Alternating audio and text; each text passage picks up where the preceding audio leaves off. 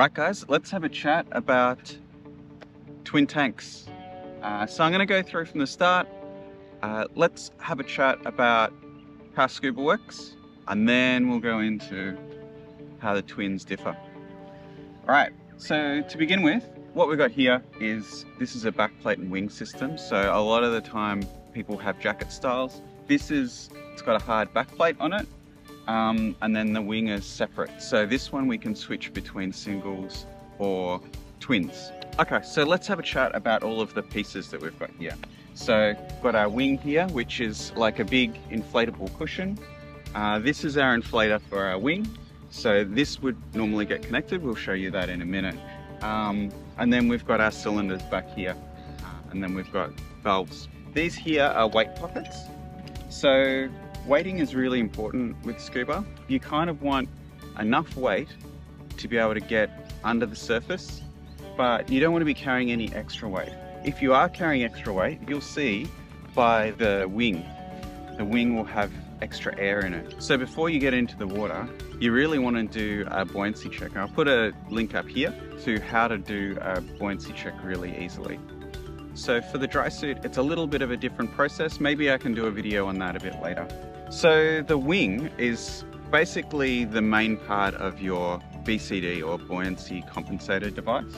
So the idea is, as we dive down, we're going to need to change the amount of air that we put into this, just generally, right? Because we've got changes as we go down. Any gases that we've got sitting around in our suit, even think about the air in the cylinder. As you use air up, the buoyancy of your cylinder is going to change. So let's put on the regulators. Right, so here's the basics of what we need. So we've got our first stage, and we've got our second stage, and we've got a gauge to show us how much air is in our cylinder.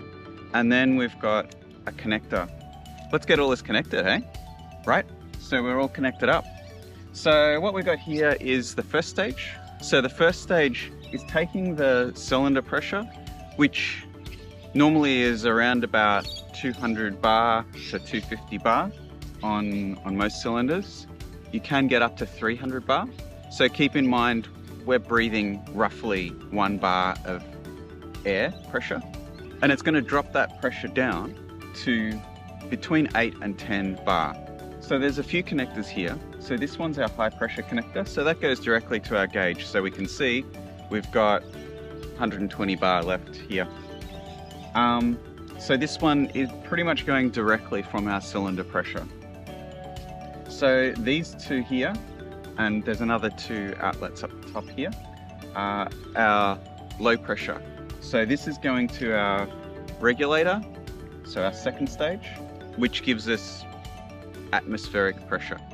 The next part is our wing. So we talked before about the wing. It's used to compensate for changes in our buoyancy. So this button allows us to put air in, and this button allows you to take it out. So worst case scenario, if we had a failure, this for some reason no longer works, we can always hold the button and inflate orally. Easy. So this setup is the basis of how all of the scuba works. What we do have is another post. So let's hook up the second post and we can talk through what's going on with that. So it's pretty much the same as what we've had before. Now I've disconnected this one here. So this will be used a bit later on. So we've still got our hose for our gauge, and we've still got our regulator over here. This one now, what we're going to do is use this as a backup regulator. So this is the same as any standard set of regulators, right? Normally you would have 2 regulators for your second stages.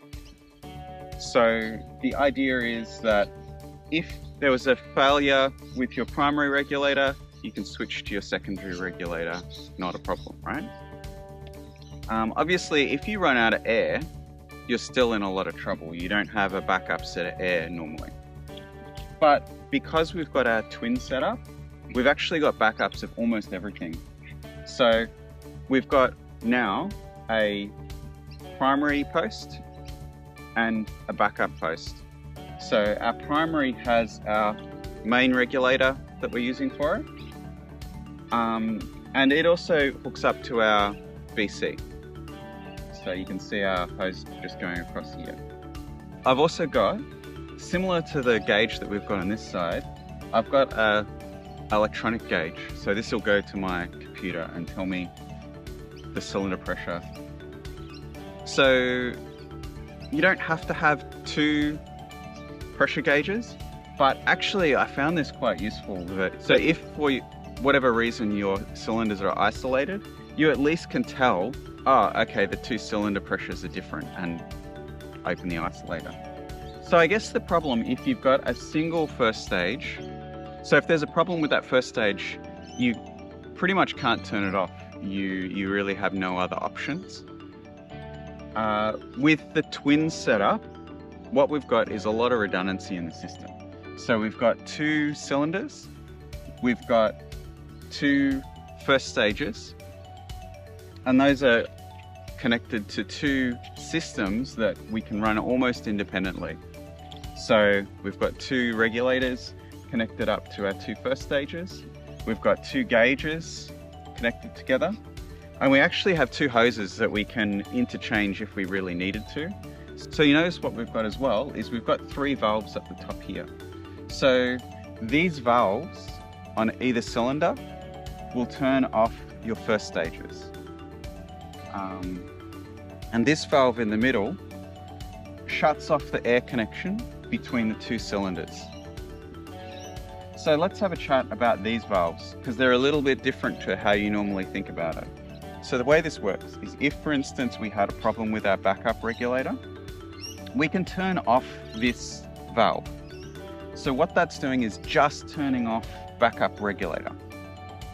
There's actually a connection from our cylinder through to the isolator still. So we're still going to get all of the air in both cylinders into our first stage. So even if we turn this one off, we can still access our 24 liters of air. If, for instance, we had a problem with the valve on this side, we could also turn off our isolator. If we turn off the isolator, then these systems are essentially completely disconnected.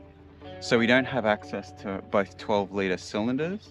We would only get access to this cylinder with this first stage and this cylinder with this first stage. And that's really cool, because that means that if there's a failure in any of the parts of either of these sides, the only thing that would cause a failure that we could not solve is this isolator valve. So pretty neat. So let's have a talk about the next step. So what we're going to add into the mix now is we're going to add in a dry suit. So we've got our dry suit set up now. So really the only difference now is that hose that was free on this side now connects up to our dry suit inflator. So if we press this button here, all it's doing is adding air to the suit. So this suit is essentially a closed system. So when I put air in, it doesn't have anywhere to go. It can't push out through the seals. And vice versa, the water can't come into our suit. So this suit's got a ring system on it. So all of the seals have got a ring, and that means that we can replace the seals really easy. If you're getting a suit, I definitely recommend getting yourself a suit with a ring system. So if we add air in here, how are we going to get it out? So look, the suits all have a valve up on this side.